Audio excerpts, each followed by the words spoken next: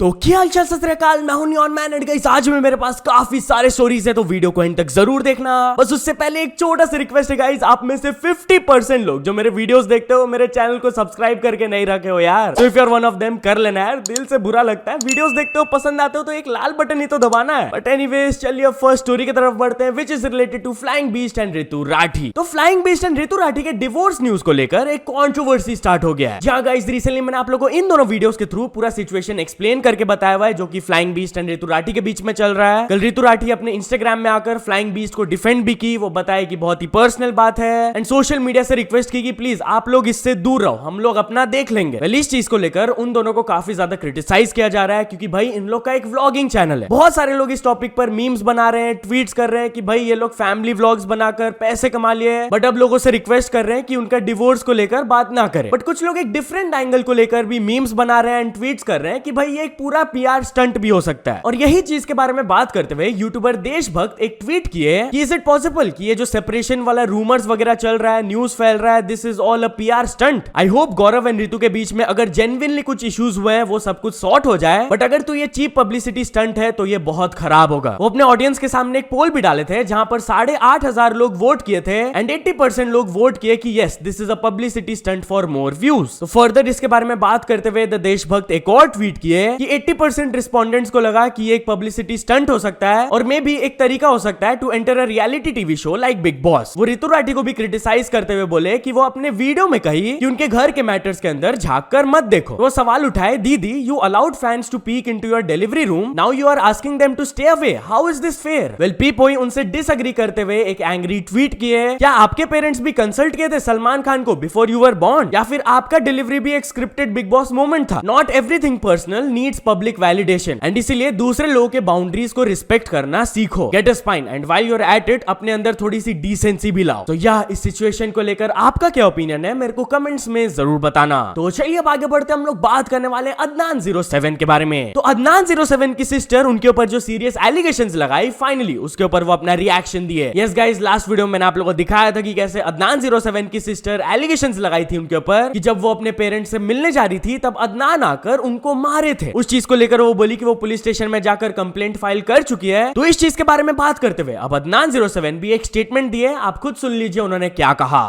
तो मैं देख रहा हूँ कि 3-4 दिन से कुछ र्यूमर्स फैल रहे हैं और मैं इस पे रिप्लाई करना मुनासिब नहीं समझा, पर फिर पीआर वाले उठा के उस चीज़ को डाल रहे हैं क्योंकि अदनान की शादी बहुत ज़्यादा हाइप में थी और बहुत लोगों के नज़रों में खटके, खासकर कुछ अपने पुराने जो थे उन लोगों के, तो उन लोग फेक एलिगेशन लगा रहे हैं और एफआईआर की कॉपी, फेक एफआईआर की कॉपी डाल रहे हैं। तो कोई बात नहीं है, तुम भी यही हो, हम भी यही हैं, मैं भी बहुत सारी एनसी किया हूँ और एफआईआर किया हूँ।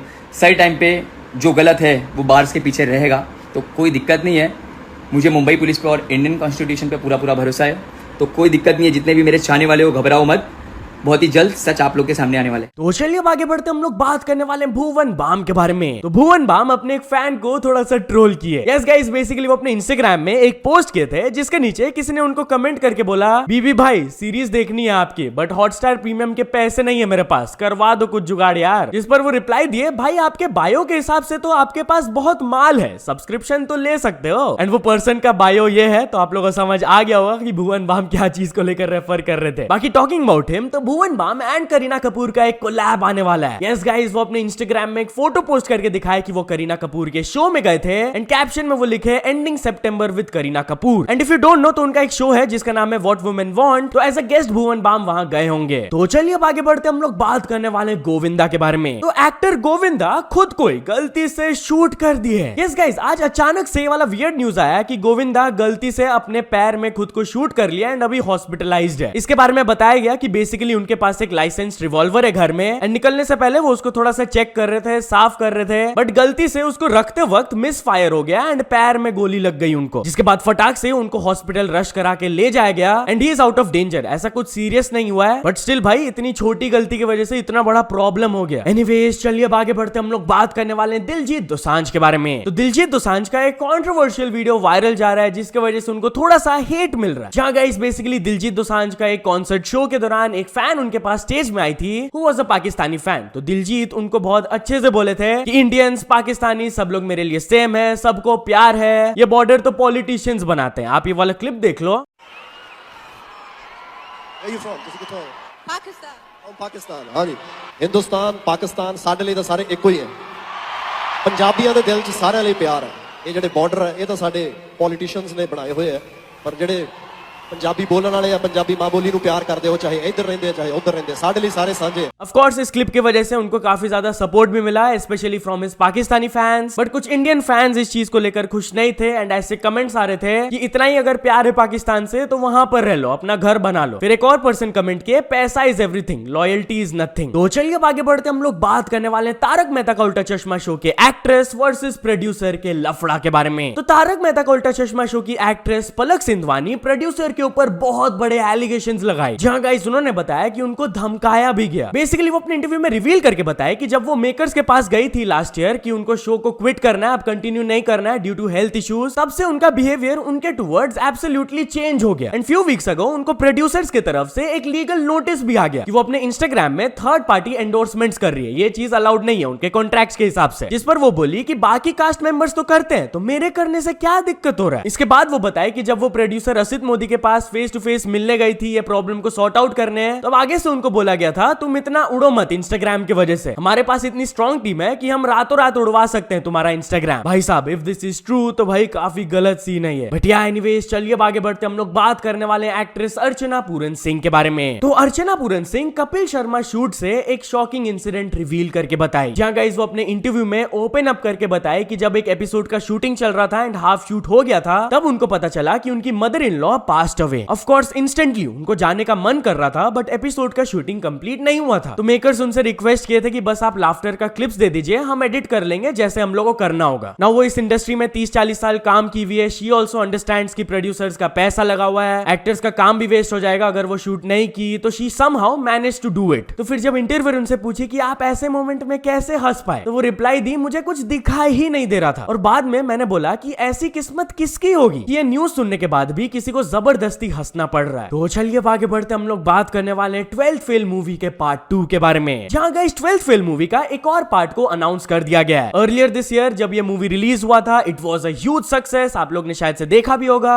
Well film maker विद्यु Vinod Chopra इसका एक प्रीक्वल अनाउंस किए जिसका नाम होगा जीरो से शुरुआत और इसका अप्रोक्सीमेट रिलीज डेट रहेगा December 13th। बाकी कास्ट के बारे में भी वो बताया कि सेम कास्ट ही फीचर करेंगे उस मूवी में। एंड यार टॉकिंग अबाउट न्यू मूवीज तो चलिए हम लोग बात कर लेते हैं सिंघम अगेन के बारे में। तो Ajay Devgn and Rohit Shetty Singham again movie के थ्रू एक रिकॉर्ड ब्रेक किए जहां गाइस इस मूवी से रिलेटेड एक बड़ा रिपोर्ट आया कल कि अपेरेंटली इसके नॉन थिएट्रिकल राइट सेल हो गए अप्रोक्सीमेटली 200 करोड़ में जो भी satellite digital and music rights है उसका 200 करोड़ उन लोगों को मिला है। एंड ये बड़ी बात इसलिए है क्योंकि it's the biggest non theatrical deal for Ajay Devgn and also Rohit Shetty. So या तो चलिए आप कुछ अचीवमेंट्स के बारे में बात करते हैं। तो first of all 4C facts ने कंप्लीट कर चुके हैं 100 के सब्सक्राइबर्स एंड टी सीरीज ने कंप्लीट कर चुके हैं 275 million subscribers. So many congratulations to all of them. तो चलिए अब कुछ इंटरनेशनल स्टोरीज के बारे में बात करते हैं। तो फर्स्ट ऑफ ऑल हम लोग बात करने वाले मिस्टर बीस्ट के बारे में। तो क्या मिस्टर बीस्ट एक रेसिस्ट है? उनके ऊपर बहुत बड़े एलिगेशंस लगाए गए जहां गाइस ट्विटर में उनसे रिलेटेड एक ट्वीट वायरल जा रहा था कि अपेरेंटली वो अपने वीडियोस के थंबनेल्स को चेंज कर रहे हैं जहां पर ब्लैक लोग फीचर्ड है उससे कम रिस्पॉन्स आ रहा है तो वो व्हाइट लोगों को डाल रहे हैं। तो यही चीज को देखकर लोग उनको रेसिस्ट बोलने लगे बट गेस व्हाट ऐसा कुछ नहीं है। This was a false tweet क्योंकि ये जो थंबनेल दिखाया जा रहा है मिस्टर बीस्ट ये कभी डाले ही नहीं थे क्योंकि पब्लिकली viewstats.com के थ्रू हम लोग ट्रैक कर सकते हैं कि क्या थंबनेल वो चेंजेस किए हुए and as you can clearly see उनके थंबनेल हिस्ट्री से ये वाला तो कभी था ही नहीं उन्होंने डाला ही नहीं है। तो चलिए आगे बढ़ते हम लोग बात करने वाले एक स्ट्रीमर के क्रेजी इनकम लीक के बारे में। तो गाइस स्ट्रीमर स्टेबल रोनाल्डो जब लाइव थे उनका इनकम पब्लिकली दिख गया। बेसिकली एक ट्विच स्ट्रीमर है with over 3.5 million followers and जब वो स्ट्रीम कर रहे थे उनका डैशबोर्ड खुल गया और लास्ट मंथ का पूरा इनकम दिख गया। आप देख लो यार कितना कमाए वो।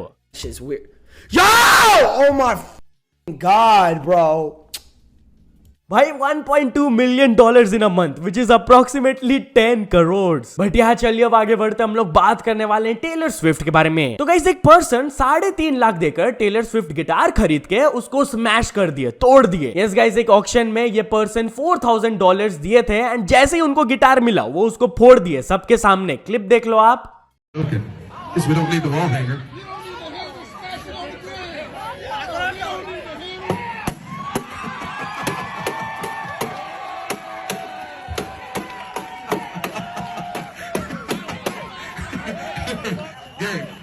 Now take that, hang up that busted thing.